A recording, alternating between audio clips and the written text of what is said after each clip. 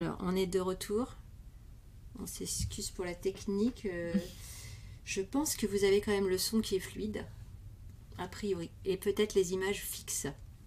Donc, on vous mettra les références de toute manière. En bas, dans la vidéo, on va vous mettre plein de références. Références vers le site Parents du monde entier. Oui. Références peut-être vers les éditions Aux du éditions Phare. du Voilà. Phare, Je oui. vais voir tout ça avec Eva Desplat Oui. qui va me donner les Qu'on fait indications. des- ouais, ouais, ouais. Donc même si ce qui compte c'est que vous nous entendiez, voilà, et on va vous mettre les références dessous, voilà. Donc sous la vidéo, vous êtes sur YouTube en VOD, on vous mettra ça sur la VOD de la chaîne Summer de Z.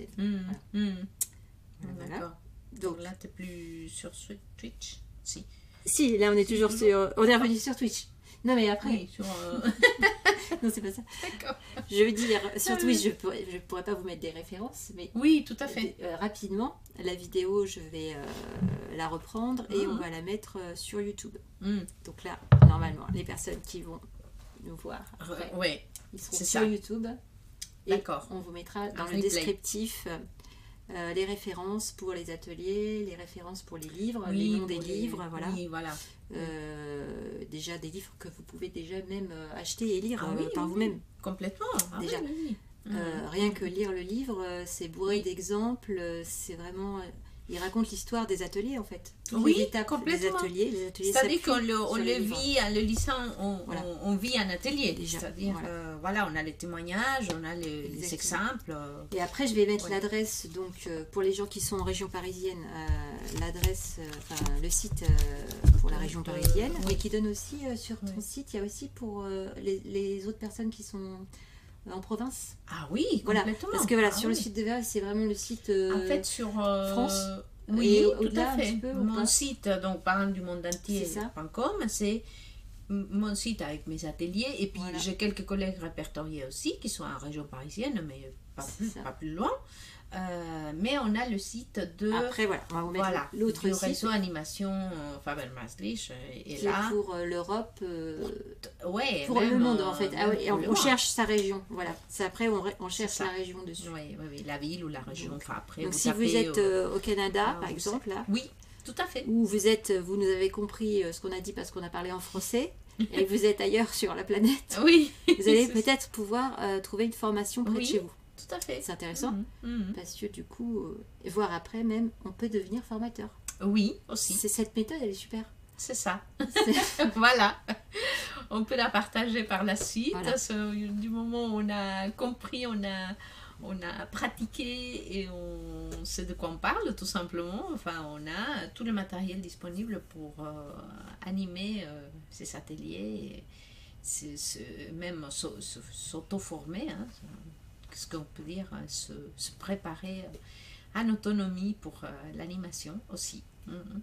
On a des petites formations aussi, mais surtout qui sont facultatives, mais surtout on a tout ce qu'il faut pour qu'on puisse les faire en autonomie. C'est ça. Ouais. Voilà, Donc, voilà. Donc, il nous reste combien de temps, du coup, pour faire un petit peu de... parler de on a le temps frères et sœurs. que tu veux y consacrer. Voilà. Là, ça va, il est C'est 19h. déjà 20h. Ah, Non, c'est non, il est 19h, oui, je me suis dit, oui, d'accord. Mhm. Donc, du coup, oui, on peut présenter brièvement Du coup. aussi ce qu'on fait, Essayer d'être- en plus de parler On pour que les modifie enfants... ça. Donc, je vais finir par dire les thèmes qu'on voit là. Ok. Parce que ça c'est important du coup. Donc on voit la coopération, donc les alternatives à la punition, oui on en était là. De pourquoi c'est pas efficace, c'est pas la bonne méthode tout simplement. Donc qu'est-ce qu'on peut faire à la place de punir, hein? Quand on a envie de punir, qu'est-ce qu'on peut faire, qu'est-ce qui peut être plus aidant et plus utile dans notre relation en plus et dans la situation elle-même, parce que parfois quand on punit vous pouvez dire oui ça marche parce que ça arrête l'action, mais pas plus que ça. Donc non, en fin de compte ça marche pas parce que l'enfant n'a rien compris, hein. C'est surtout ça. Et puis nous on n'est pas bien non plus quand on Non, punit. ben non, moi je suis pas contente quand je. C'est vraiment je perds mon sang-froid, voilà, on va dire comme un c'est pas satisfaisant, en plus ça nous rappelle après on est un peu si on a été soi-même voilà un petit peu dans des situations comme ça, c'est on n'a pas envie de se voir violent, voilà. C'est ça. Je pense pas qu'on ait envie jamais.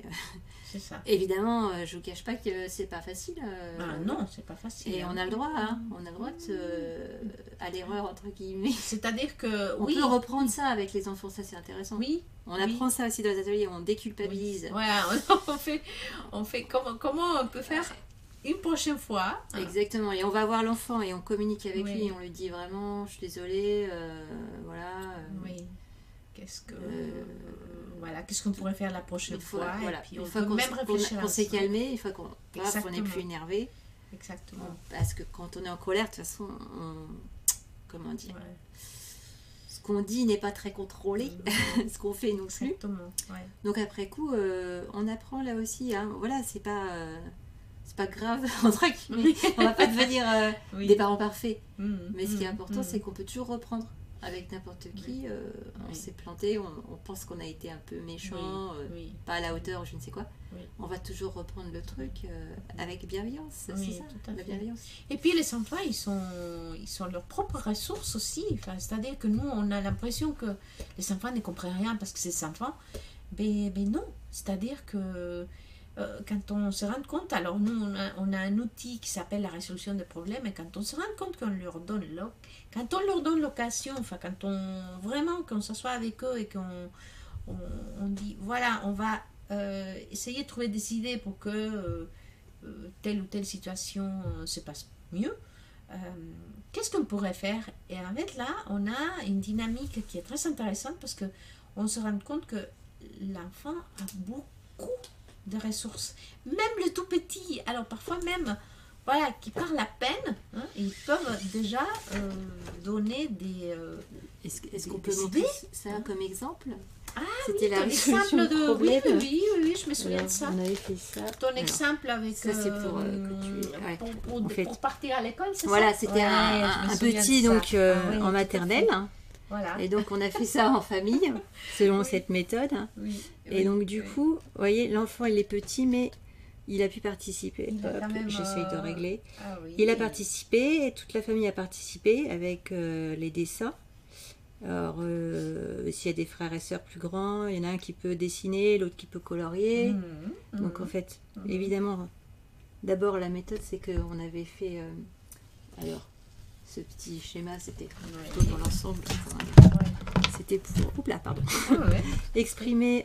Oui, le problème, c'était quoi? C'était qu'on n'arrivait pas à l'heure à l'école. Voilà, c'est que l'enfant en maternelle n'est pas toujours très motivé. Donc, du coup, on proposait des étapes avec d'abord être à l'écoute des sentiments. Alors, du coup, c'est par là. Voilà. Être à l'écoute des sentiments des petits, reconnaître ses émotions, voilà, qu'est-ce qui se passe, comment il est, voilà, il est en colère, il est le matin, comment ça se passe, réfléchir. Alors justement, regarder un petit peu la méthode, se renseigner, Faber et Masly, je parlais pour les enfants écoutent, justement qui nous donne un petit peu la possibilité de résoudre les problèmes en famille comme ceci, mais pas à chaud, enfin à distance, c'est un problème récurrent, voilà, c'était tous les jours, tous les matins. Et puis on a trouvé des solutions, comme par exemple, on s'est rendu compte que le temps, c'était pas évident à repérer. Donc pour l'enfant, le matin, ça veut rien dire. Il te reste 5 minutes, ça veut rien dire quand il est très jeune. Surtout. Du coup, on a acheté un time timer. Voilà, c'est ça. Voilà. Et après, effectivement, on a réécrit tout ça, toutes les solutions, tout ça, ensemble. Voilà. Avec l'enfant, qui est là. Voilà, on le voit en train de lui-même dessiner ce tableau. Puis après, on va afficher ça. Donc le tableau, il a été fait, il a été, je dirais, on a fait une photo, puis on l'a imprimé, etc. Et du coup, après, hop, on a la méthode qu'on a construite ensemble. Voilà, c'est ça. Coopération. Oui. Voilà, avec coopération, voilà exactement. C'est ça la différence entre, tu vois, la notion de coopération et le fait de forcer l'enfant à faire des choses. Dans la coopération, on leur a acteur de comment on dit... entre guillemets, son problème ou notre problème, ou peu importe. Voilà, même si on a un problème, parfois le problème n'est pas tout à fait en fait, n'est pas tout à fait un problème pour l'enfant, mais c'est plutôt pour nous. Mais on peut faire comprendre quand même que lui, il peut participer à ce que ça se passe pour de mieux. Donc, là, dans ce sens, il trouve des idées. Et en plus, après, du coup, on est sûr qu'il ne va pas refaire D'abord, il aura été entendu. On aura trouvé, parce que s'il s'exprime et qu'il arrive en retard et qu'au moment de partir, par exemple, il enlève tous ses vêtements et il dit bah non, je pars pas. Ah oui. C'est embêtant, hein. Et après, à l'école, ça rigole pas non plus. Ah oui, d'accord. Donc, du coup, avoir trouvé pourquoi il était en stress ben oui. le matin, c'est lui avoir permis d'exprimer sa frustration. Et oui, c'est ça. Et là, on a tout bénef parce que là, l'année va se passer super bien après. On a réglé définitivement le problème, en fait. C'est ça qui est puissant. Oui, c'est ça qui est puissant, oui. C'est merveilleux parce qu'après, on ne s'énerve pas le matin à se dire... Bon, après, vraiment, tellement les enfants, ils ont baigné là-dedans que très vite après, ils sont autonomes. C'est la magie. Bah oui. Oui. C'est la magie. C'est la magie parce que maintenant, oui. même si ils sont encore jeunes, ils sont capables de choses extraordinaires en fait. Oui, tu même je suis même pas obligée maintenant de m'en occuper. Ils vont se préparer tout seuls. Alors ils sont quel âge, tu vois? Le dernier là, il a 6 ans. 6 voilà. ans. Voilà. Donc du coup, même si j'interviens, va dire. Non, retourne. Va au lit, maman. Non, pas forcément, mais, mais du coup. Va aller faire ton yoga. Ouais, c'est ça. Il n'y a pas de. Comment je dirais ça? Au contraire, voilà, il ne va pas y avoir de spectacle spectaculaire. On ne va pas s'énerver. On va s'énerver si on commence à stresser. Est-ce que tu habites au manteau? Est-ce que tu as fait ci? Est-ce que tu as fait ça? Tu vois. Ou alors les sardins, mets ton manteau, mets tes chaussures, allez, dépêche-toi. Alors, dépêche-toi. Dépêche-toi, c'est catastrophique. Ça met un stress, dans un état de stress, mais si on vous dit tous les jours, allez, dépêche-toi. C'est ça. Et le jour où tu te retrouves tout seul, comment tu fais? Tu arrives en retard au boulot. En plus, ça rend dépendant. Mais c'est vrai ce que tu dis, c'est-à-dire, on les habitue en plus, hein. C'est comme les fameux est-ce que tu as besoin d'aide avec tes devoirs? Alors on a tendance à croire que c'est une phrase. Bon, c'est de la gentillesse, parents, on est gentil, on veut quand même aider. Mais en fait, est-ce qu'on aide quand on installe cette phrase-là dès qu'ils sont petits, qu'ils commencent à avoir des devoirs et puis voilà, alors que si on les gère, ils vont gérer. Oui, alors c'est vrai que dans un premier temps, quand on est à l'école comme ça, des fois les enseignants du coup préfèrent qu'il ait toute sa trousse bien gérée, etc., qu'il ait tout fait parfaitement. Mais en fait, le problème c'est que souvent c'est les parents qui font tout derrière. Oui, tout à fait. Alors du coup l'enfant il n'apprend pas. Alors moi je préfère que il se prenne quelques remarques au début, il a oublié plusieurs fois son cartable, des choses comme ça. Mais au moins après il va retenir. C'est lui, il sait, la trousse, elle n'est pas à jour, il va apprendre ça. Alors c'est vrai qu'au début, ça va être compliqué, l'enseignant, et je comprends les enseignants aussi, c'est compliqué s'il faut être, il ne peut pas être derrière 30 enfants à vérifier sa trousse et son cartable. Mais au moins, il va apprendre au fur et à mesure, et après, c'est sûr que... il se débrouille, quoi. Après, justement, pour la vie. Exactement. Et puis justement, tu vois, on parle d'autonomie, mais c'est aussi...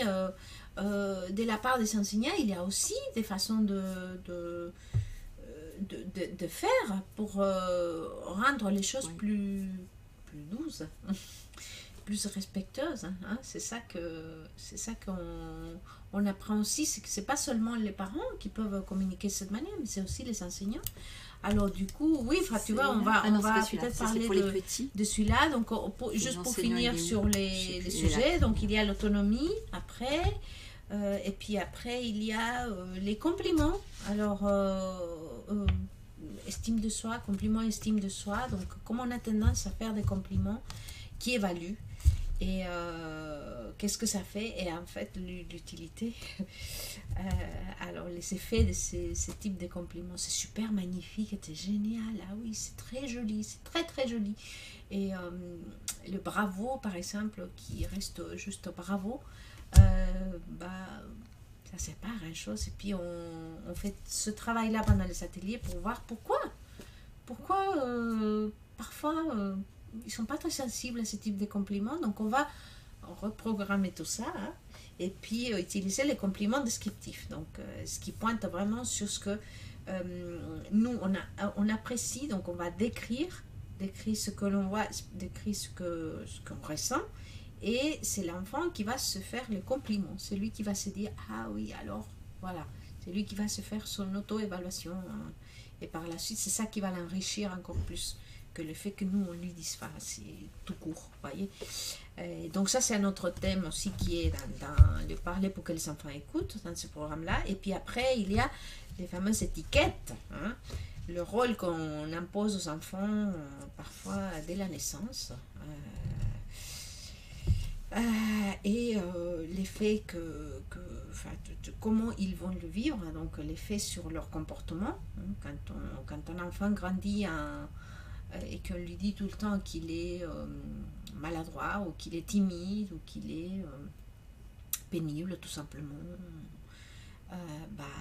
qu'il est paresseux. Oui, voilà, il grandit avec cette image, et puis il va adopter ce comportement-là. Mais ça, voilà, pareil, on le développe dans le satellite, là, on ne peut pas développer en 15 minutes ou en 20 minutes. C'est vraiment un sujet, on fait des jeux de rôle pour se rendre compte qu'est-ce que ça fait. Et comment aussi, alors ce qui est intéressant dans ce thème-là aussi, c'est que comment on impose cette étiquette, moi je dirais plutôt aussi cette image ou cette opinion qu'on a de l'enfant, comment on le transmet, parfois même sans dire le mot. C'est-à-dire parce qu'un enfant, quand on le sait, vous voyez par exemple, un enfant nous on a l'image de comme quoi il manque de coordination. Hein, parce que peut-être que sa prof de gym a dit qu'il manque de coordination, ou qu'il est maladroit, ou qu'il est... Voilà. Peu importe en fait quelle image on lui a imposée, on va agir par rapport à cette image-là. Donc nous, on va un peu se caler là-dessus, et ça devient plutôt confortable, mais voilà, l'enfant va le vivre. Donc même si on ne lui dit pas, ah mais t'es tellement maladroit, hein, mais si on lui fait voir avec nos attitudes, ça peut devenir aussi très gênant et très... ça peut en fait ce forger des complexes en fait. Oui, on forge des complexes chez quelqu'un qui naturellement n'aura pas de complexe. Et puis c'est très limitant. Enfin, on limite, l'enfant n'est pas libre d'être lui-même. Hein. C'est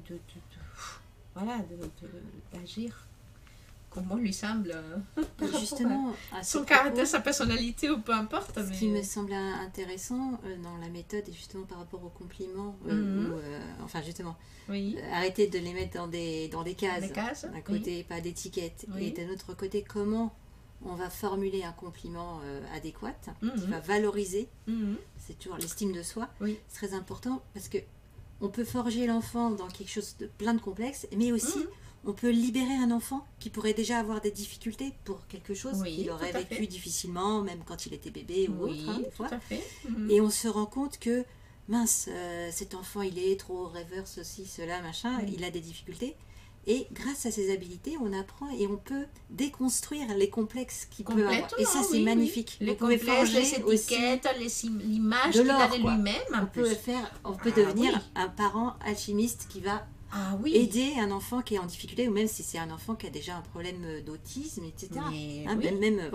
Mais carrément. Donc c'est vraiment une ressource extraordinaire. Ça. Les fameux, vous savez, quand on a des enfants qui aussi, quand on impose, l'étiquette, quand on colle l'étiquette de très très très intelligent. Hein. Après, du fait que aujourd'hui, voilà, on a le diagnostic comme quoi il y a des enfants au potentiel et tout ça. Oui, certes. Bon, après, voilà, à voir, hein, que ça soit le bon diagnostic, la bonne méthode, le bon examen, etc. Enfin, bon, bref, hein, les tests qu'il faut ou pas, enfin bref, il y a encore de débat là-dessus, mais bon, c'est à voir. Mais parfois, c'est même pas ça, parfois c'est juste une étiquette qu'on a collée parce qu'on trouve qu'il est super intelligent parce qu'il a fait un truc extraordinaire. Ok, donc on va tellement lui dire, alors que pendant les ateliers, on se rend compte que parfois, même les étiquettes dites positives, parce qu'on peut croire qu'en disant à un enfant qu'il est très intelligent, il va être super fier. Bah, ouais, peut-être qu'à certains moments, il sera fier, mais c'est pas très aidant, parce qu'à certains moments, il peut aussi se sentir une grosse pression par rapport à ça. Qu'est-ce qu'on attend de lui? Même et ça, puis une anxiété, et puis voilà, c'est ça. La peur de rater. Du coup, il ne peut pas se permettre de rater. L'échec. Alors, il y a tout ça derrière, hein, en dehors du fait qu'il y a, voilà, le diagnostic, le non-diagnostic, ça j'en passe, parce que c'est pas le sujet, mais c'est plus ou moins ça. Parfois, ça se construit vraiment dans le discours comme ça, et c'est même en dehors de ça, qu'est-ce qu'on construit, en fait, nous, hein, avec nos attitudes et nos paroles, et notre manière de communiquer avec les enfants. Et puis voilà, bon, ça c'est le thème de cette étiquette. Non, t'inquiète. Et puis, alors, donc il y a, ça c'est pour parler, pour que les enfants écoutent, mais après, alors Adelphabet et Lénie Maslich, elles ont eu beaucoup de témoignages, beaucoup de retours des parents et des éducateurs avec qui ils savaient partager ces outils. Et qu'est-ce qui s'est passé? C'est que, ils ont dit, il y a des parents de fratrie qui nous posent plein de questions et qui partagent leurs angoisses, leurs soucis. Et là, on parle de frères et sœurs sans rivalité.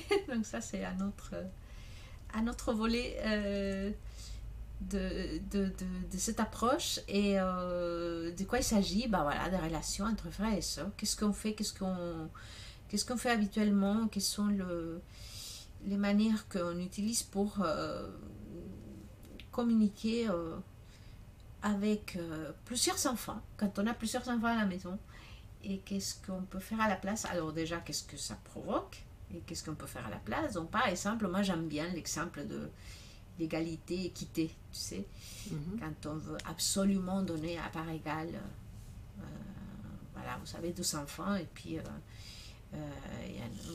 je sais pas, vous servez des fraises, hein, et puis il y en a un qui va vous dire, mais tu l'en as donné plus qu'à moi, hein.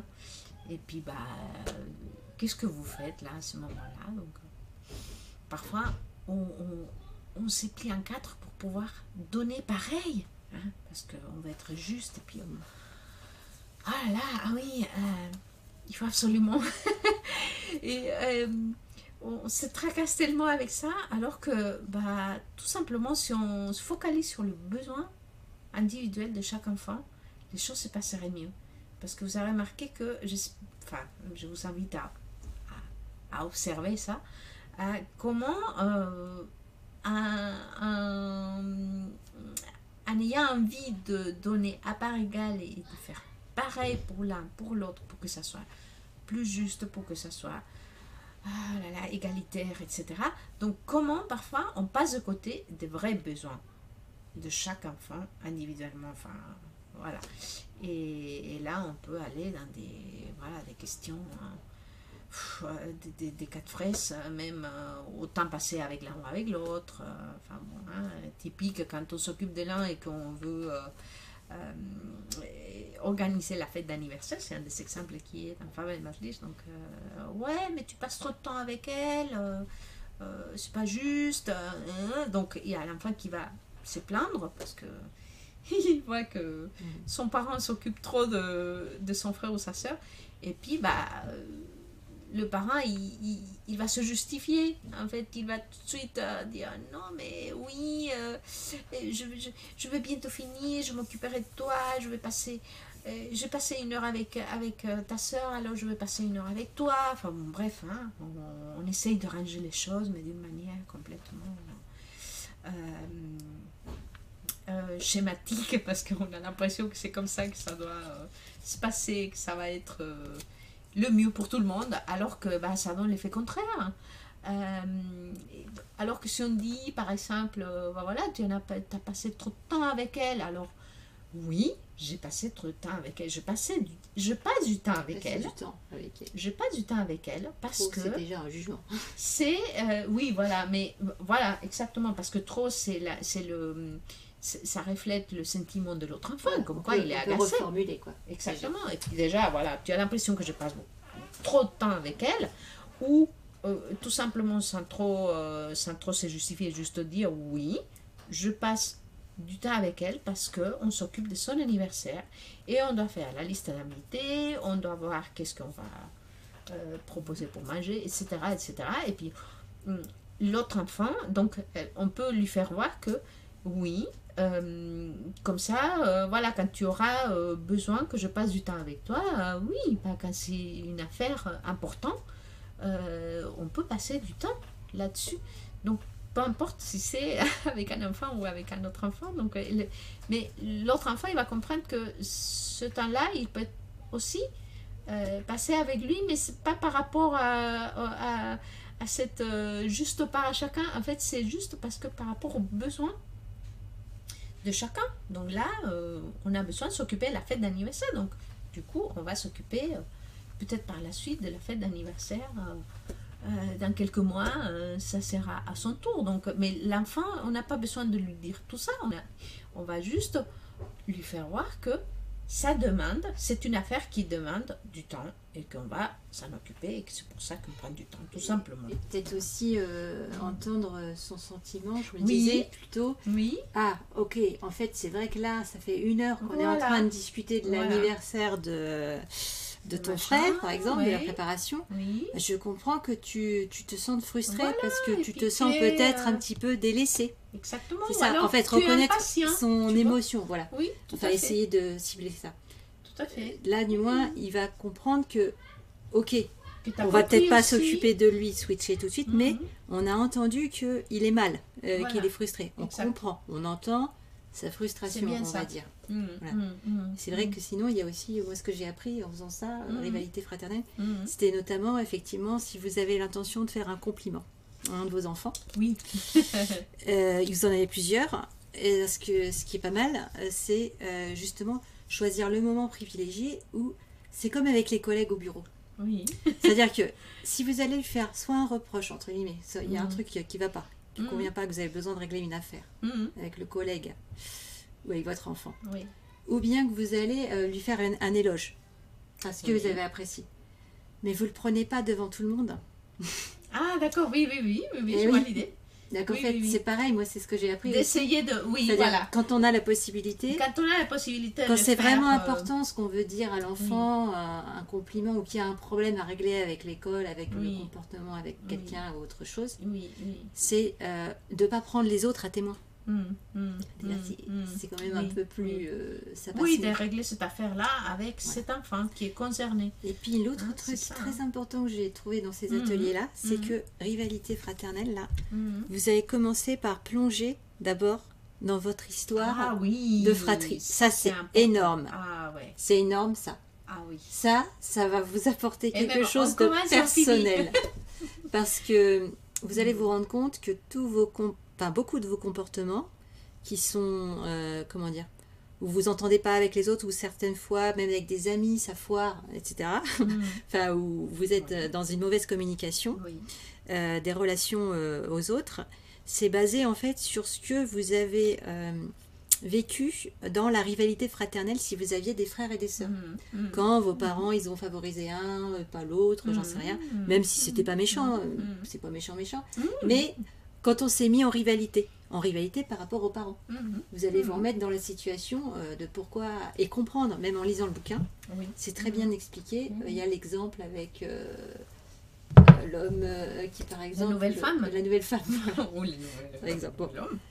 On ne vous déflore pas le sujet, mais c'est très intéressant pour comprendre vraiment. Et les jeux de rôle aussi. Alors là, si vous avez l'occasion de faire un atelier, les disputes, c'est trop bien. On se met à la place des enfants, on fait des disputes, il y en a qui jouent les parents, et là on se dit, ouais, c'est trop génial de se disputer avec les parents, en fait. Enfin, comment dire, de se disputer devant les parents. Avec les parents. On s'amuse, en fait. Oui, C'est là qu'on réalise que, en fait, ouais. les enfants, quand ils se disputent, c'est plutôt, il y a un enjeu. Il y a un enjeu. On veut capter l'attention des parents. Oui, ou pas forcément, mais après, ça dépend comment on intervient. Oui, bien sûr. C'est ça aussi. Mais ce que je voulais dire, c'est ouais, qu'il y a oui. beaucoup de disputes où ça va être un peu... Se rendre compte de ça, le Oui. vivre vraiment dans le jeu de rôle. Oui. Moi, j'avais trouvé ça très intéressant.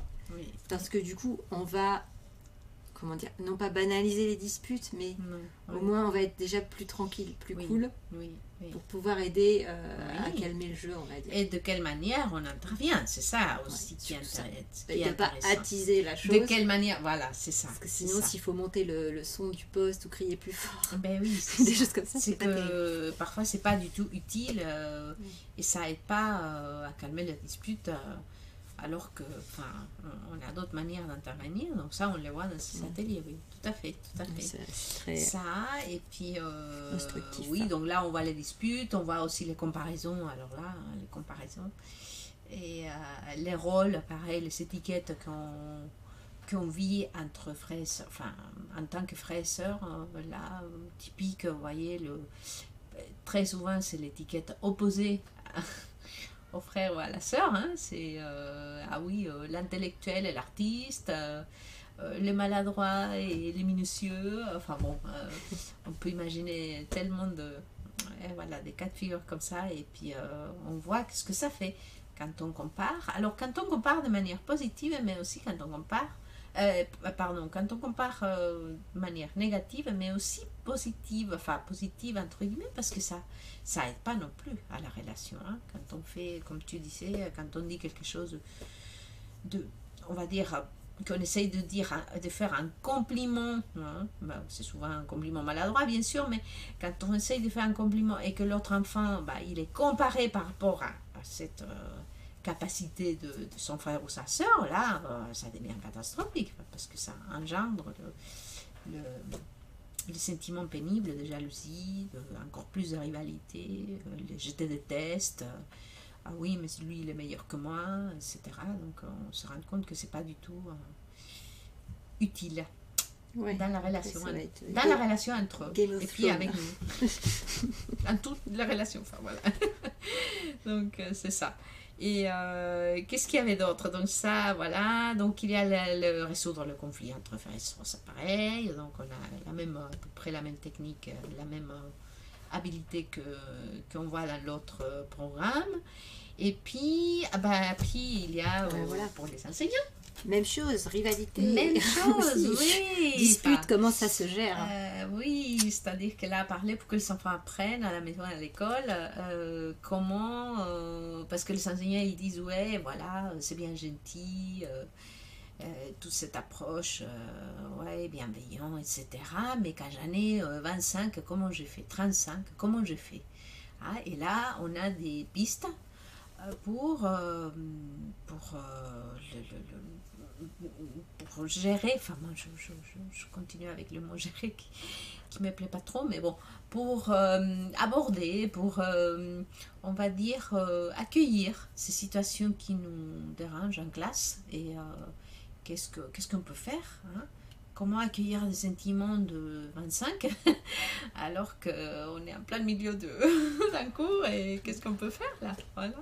Et on a plusieurs pistes, pareil, hein, c'est plus ou moins les mêmes thèmes parce que c'est adapté à chaque contexte, mais on revient sur les mêmes thèmes, hein, c'est toujours, voilà, les comparaisons, l'accueil des sentiments, la résolution de problèmes, les histoires de coopération, les alternatives à la punition, qu'est-ce que ça fait quand un enfant est puni à l'école, donc comment en fait, comment un il se programme sent. du vivre ensemble, Oui, c'est au programme oui, maintenant. oui, voilà, oui. En Et plus, donc un programme, voilà, oui, c'est un vrai voilà. outil qui permet Oui. de concrètement comment on fait avec ça, avec des vraies ressources en fait. Oui, tout à comme fait. pour les parents, des vraies Oui, ressources tout à fait, pour les tout à fait. enseignants. Ouais, Il y a ouais, des c'est cahiers ça. aussi, Oui, détaillés et tout ça. alors On oui, peut voilà, montrer, donc on peut montrer les cahiers de travail. Donc ça, c'est cahiers de celui travail, de parler pour que les enfants écoutent. Celui-là, donc c'était le premier, pour, cahier de travail. pour les parents. Donc Enfin, on a les exercices à celui-là, ouais. l'intérieur, Donc, tout ce qu'on peut faire, voilà, comme exercice, on écrit. voilà, ah, vous voyez, vous On aurez fait des jeux de rôle, on a les petits scénarios du pour travail les jeux à de rôle. faire à la maison. Voilà, c'est ça.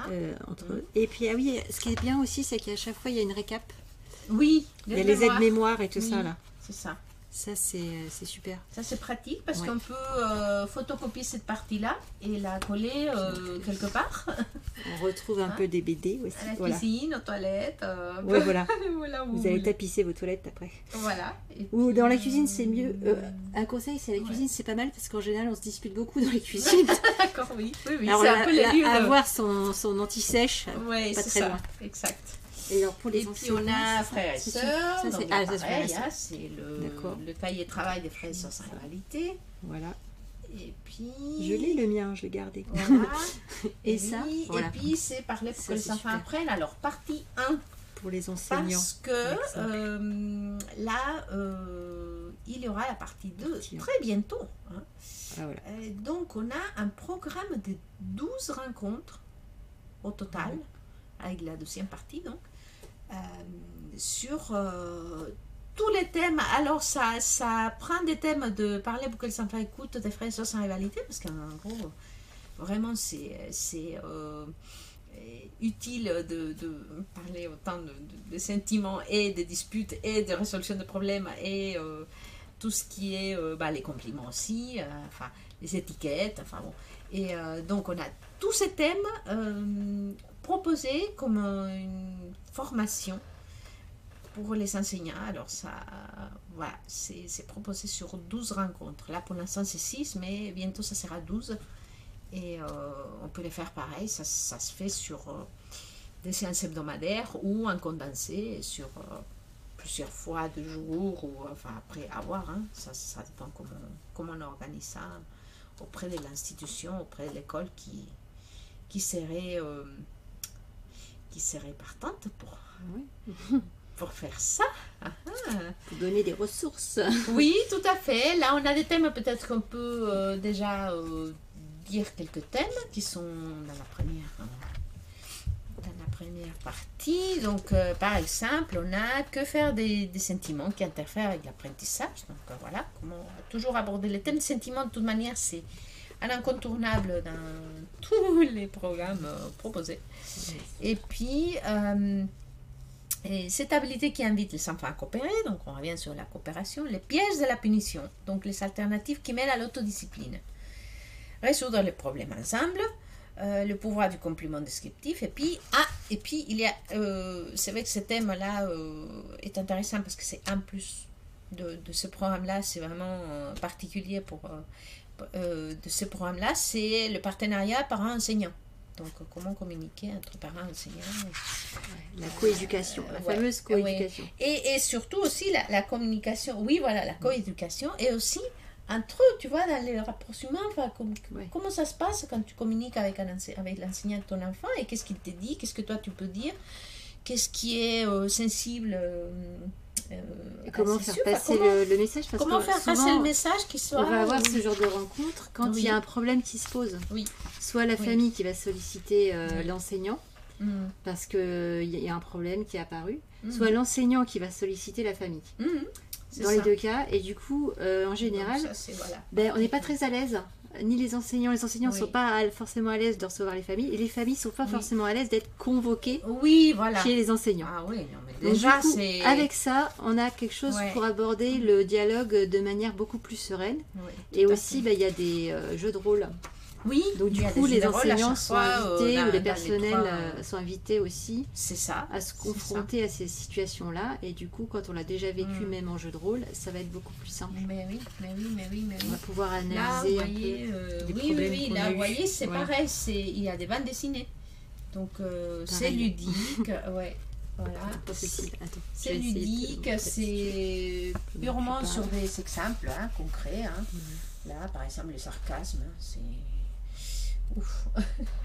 Donc, comment faire autrement qu'avec des manières qui humilient ou qui attaquent la personnalité de l'enfant, voilà, qui rend pénible le moment et puis le message ne passe pas.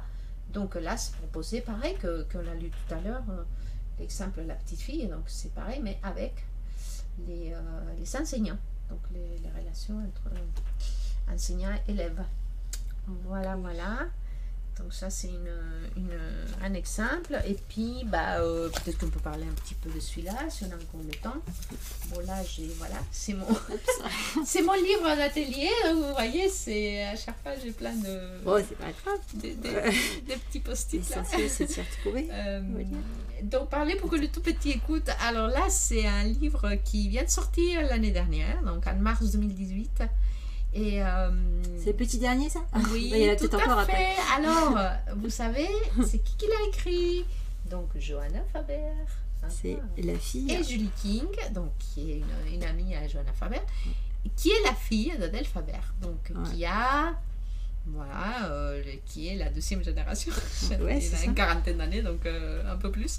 Et donc, qui est la génération d'après qui a vécu ça, en fait, en tant qu'enfant, mais aussi là maintenant en tant que parent. Donc, et puis en plus, elle transmet ses outils, cette approche à des parents et aussi des enseignants. Et aussi, en fait, elle est très très active là-dessus. Et elle a écrit ce livre-là. Et puis, elle a fait vraiment sur des exemples tout petit. Là, on parle de l'âge de 7 ans. Donc, bon, c'est plus que tout petit. Dans la notion de tout petit en France, donc c'est vraiment des exemples qui pointent sur les petites questions. Vous voyez, par exemple, quand l'enfant veut une glace et puis le marché de glace est fermé.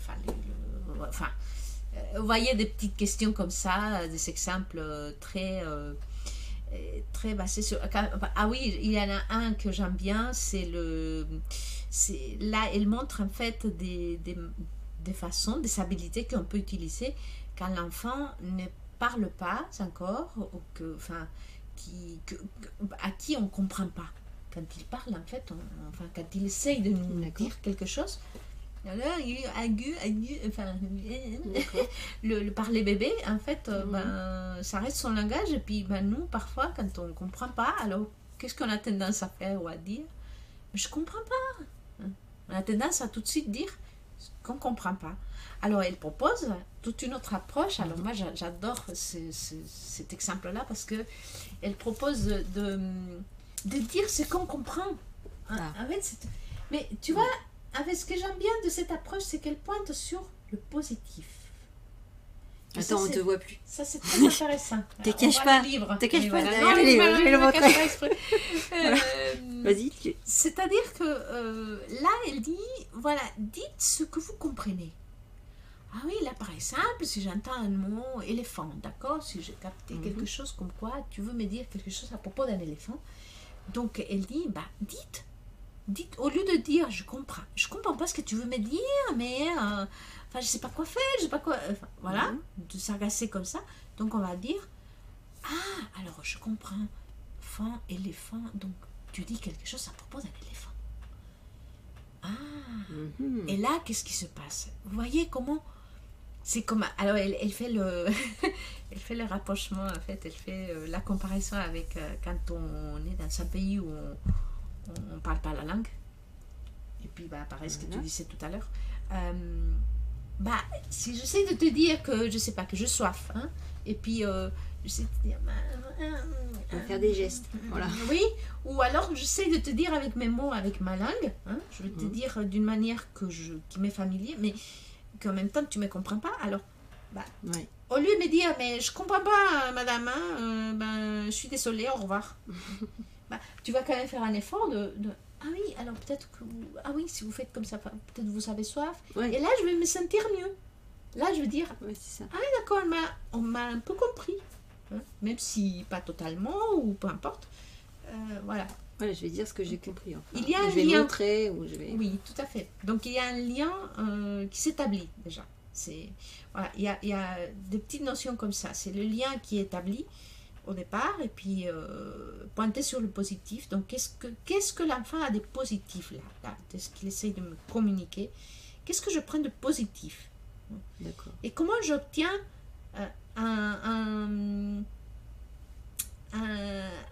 ce lien, enfin, j'ai envie de dire comment j'obtiens un oui, mais ça peut être mal interprété. C'est pas un oui de oui, je veux faire, c'est un oui de oui, je suis compris. Hein? Ouais. Oui, je suis compris. Donc, quand on communique de cette manière, on a un sourire, on a une. Ou même pas un sourire, mais on a quand même un. Ok. D'ailleurs, on est connecté. Ce qu'on peut dire, c'est que basé là-dessus, en fait, il y a aussi les ateliers pour les personnels en crèche. Oui, petite enfance, voilà. Ah oui, tout à pour fait. tous les personnels petite enfance, le personnel crèche, voilà. assistant maternel. Ça peut aussi faire on peut aussi faire organiser des formations, voilà. Oui. Pour tous les personnels qui s'occupent d'enfants en bas âge, voilà. Oui, tout à fait. Du coup, ça va être super intéressant aussi pour eux. Ah oui, c'est ça. Est-ce que c'est à ce moment-là qu'on parle des bouquins pour les petits aussi? On peut parler aussi de... voilà. De ce qui est proposé pour les enfants. C'est d'abord celui-là, oui, c'est ça. Oui, oui c'est ça. Bastien les Blipoux. Alors, Bastien les Blipoux... Parce qu'en fait, ça va être... alors, soit l'enfant, il ne sait pas lire, encore, hein, il peut être tout petit, et donc vous allez lui lire. C'est aussi bien que de lire une autre histoire, entre guillemets. Exact. Ça va, hop, vous voyez, c'est une belle histoire avec des beaux dessins, c'est magnifique. C'est magnifique en fait. Voilà, il y a même des pages où il y a beaucoup de dessins et pas beaucoup de texte. C'est ça. Ouais, c'est vraiment une histoire qu'on peut lire aux petits. Oui, tout à fait. D'abord. Et après, il peut lire tout seul. Après, il peut le lire tout seul, voilà. Oui. Alors après, l'âge, bon, moi je dirais 4 ans parce que c'est un petit peu long, mais on peut les lire par épisode et puis ça peut aller dès 3 ans. Hein. Ouais. Il y a des enfants qui sont tout à fait à l'aise d'écouter les petites histoires de Bastien. Donc c'est un enfant qui a des soucis avec tout le monde. Enfin, des soucis, je veux dire, comme tout enfant, je veux dire, comme tout le monde, hein, qui veut mettre sa chemise rouge le jour où elle est mouillée. Et puis du coup, il dit qu'il veut la mettre. Et puis comment la mère réagit. Et à ce moment-là, qu'est-ce qu'on peut faire? Donc il y a les deux petits personnages qui vont venir l'aider, hein, ou l'aider, enfin lui donner quelques pistes pour comment réagir, comment faire pour déjà exprimer ce qu'il ressent et puis qu'est-ce qui est utile. Alors ça c'est très intéressant parce que c'est pas c'est pas qu'est-ce qui est bien pas bien, c'est plutôt qu'est-ce qui est utile et qu'est-ce qui n'est pas utile. Donc là, il y en a un qui va lui dire, oui, tape-le, crie, mets-toi par terre, retiens ton souffle, dis des gros mots, etc. Et puis il y a l'autre qui va lui faire voir que, est-ce que c'est utile ça? Donc il va lui proposer d'autres choses. Et à la place, tu peux peut-être lui dire comment tu te sens. Puis voilà, la petite sœur qui prend ses crayons en couleur, qu'est-ce qu'on pourrait lui dire? Donc ça m'énerve quand on prend mes crayons en couleur. Comment trouver un compromis avec l'autre personne? Qu'est-ce qu'il pourrait dire et faire? Et comment ensemble trouver une solution, un compromis plutôt, oui, voilà.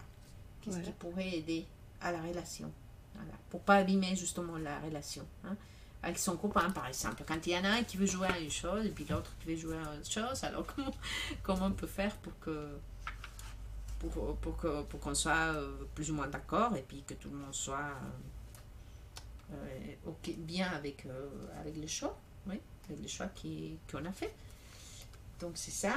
Voilà. Et puis alors ça oui, ça se propose aussi un atelier pour les enfants. Alors oui, même les tout petits parce que encore mieux si c'est avec les parents.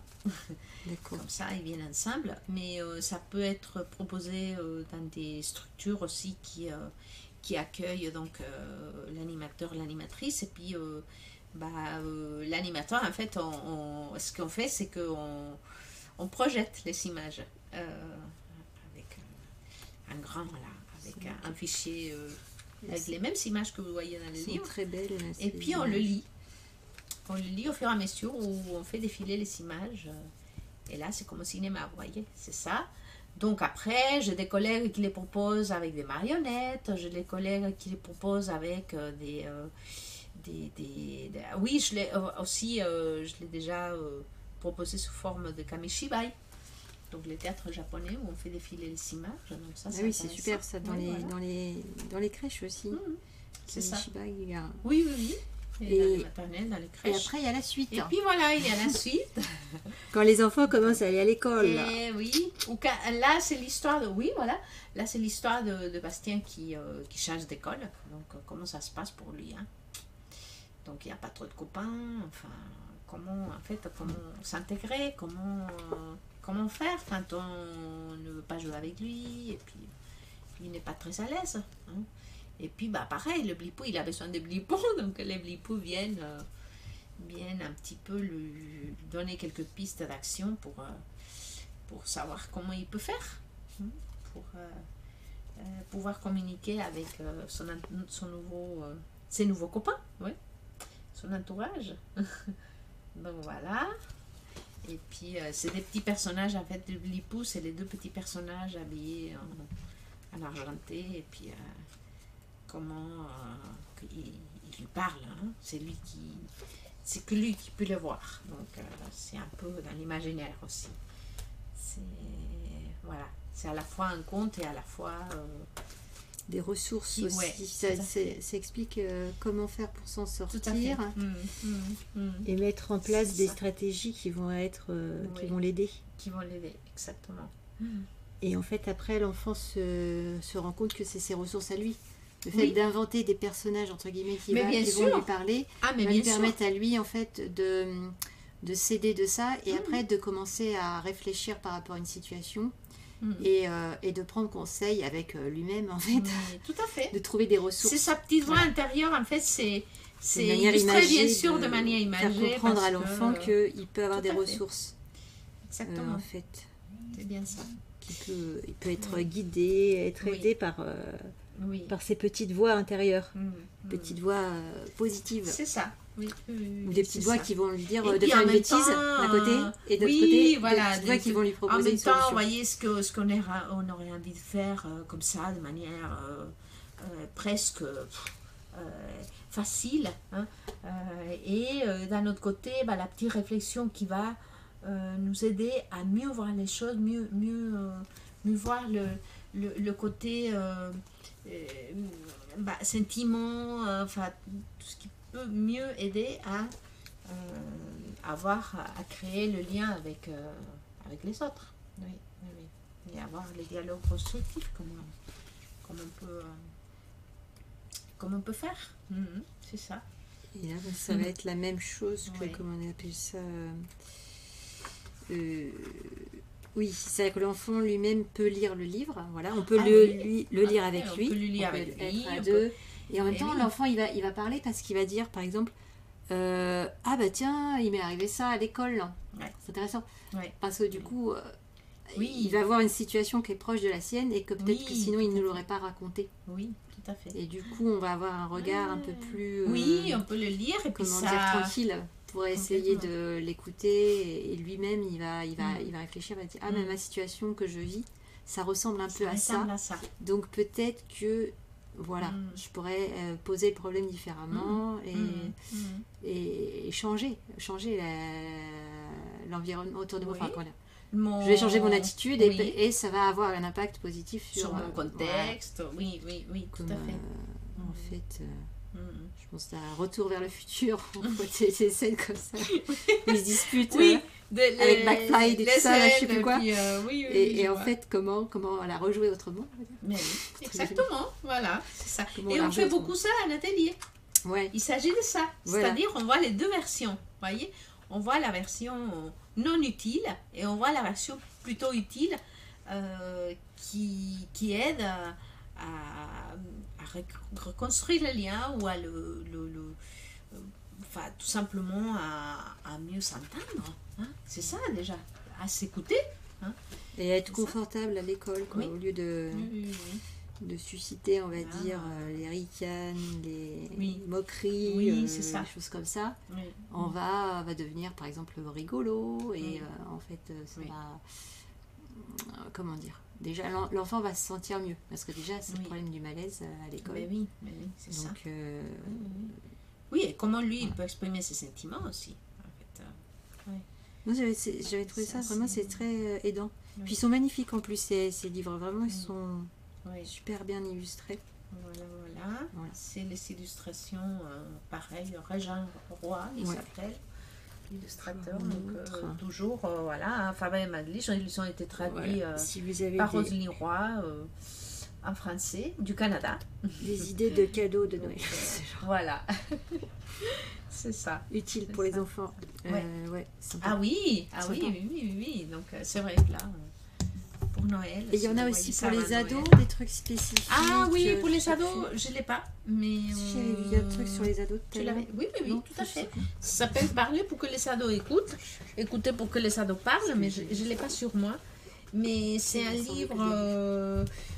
Voilà, c'est le livre Ça aussi. pour les parents d'ados. C'est pas grave. Oui, c'est pas grave, c'est la même idée. Hein. Toujours la même idée.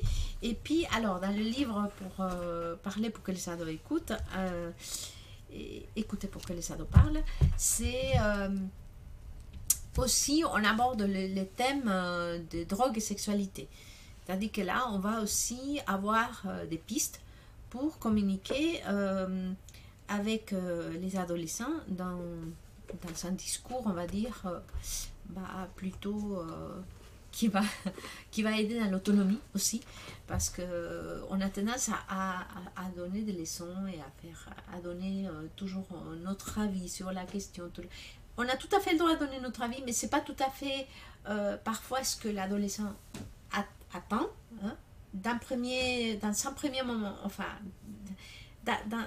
au premier moment, c'est-à-dire ce qu'on essaie de comprendre, c'est comment recréer les liens déjà, et puis comment donner des ressources pour qu'ils soient autonomes. Alors, c'est intéressant parce que dans les habilités qui sont proposées pour les parents d'ados au sujet de drogue et sexualité, c'est porté aussi sur le fait qu'on va profiter des occasions où, par exemple, on trouve un article, hein, quelque part, au journal qu'on lit habituellement et qu'on dit « Ah, mais là, tiens, ça parle de ce sujet. » Donc, on va peut-être, évidemment, le lire, nous, avant, hein, et puis, peut-être lui proposer de le lire juste « Ah, mais tiens, j'ai trouvé ça intéressant, donc je te propose de le lire. » Et puis, l'inviter à le lire. Et puis c'est lui qui va se faire son propre...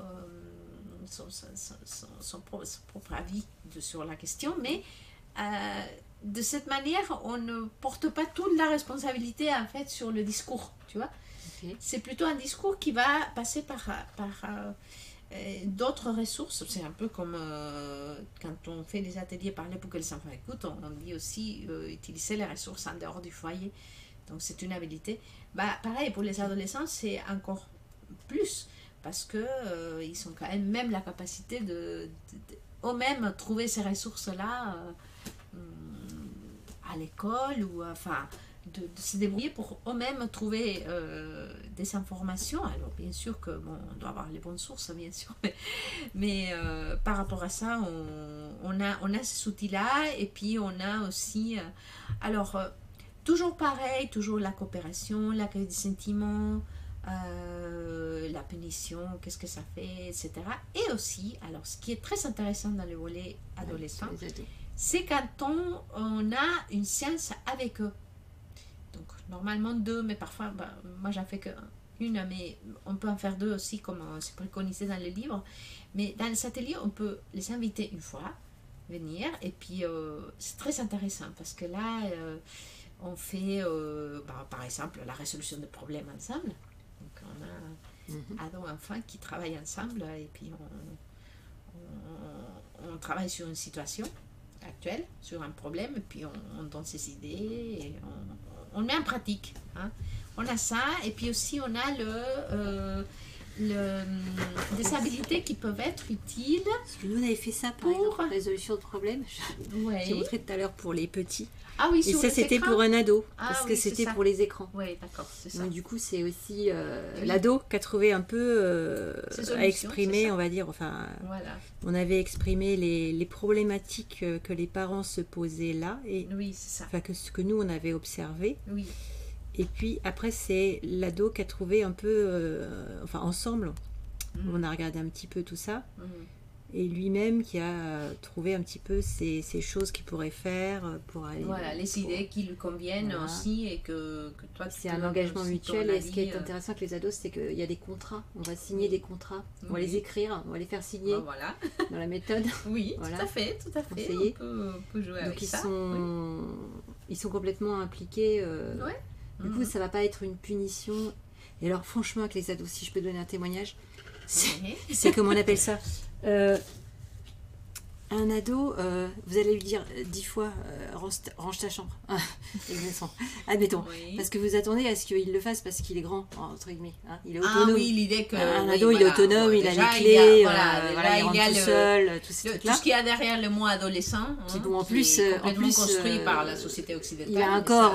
Voilà. Il a fait sa puberté, par exemple. Donc on va se dire, ok, c'est un mini adulte, entre guillemets. Oui, tout à fait. Donc du coup, ils n'écoutent pas en fait ce que vous allez leur dire 10 fois.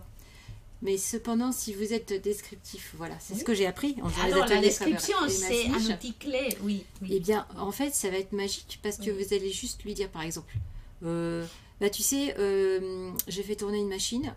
Voilà, je ne serai pas là quand le linge aura fini de tourner. Voilà, c'est tout. Vous n'avez pas besoin de lui dire je m'attends à ce que tu étends le linge. Même peux-tu étendre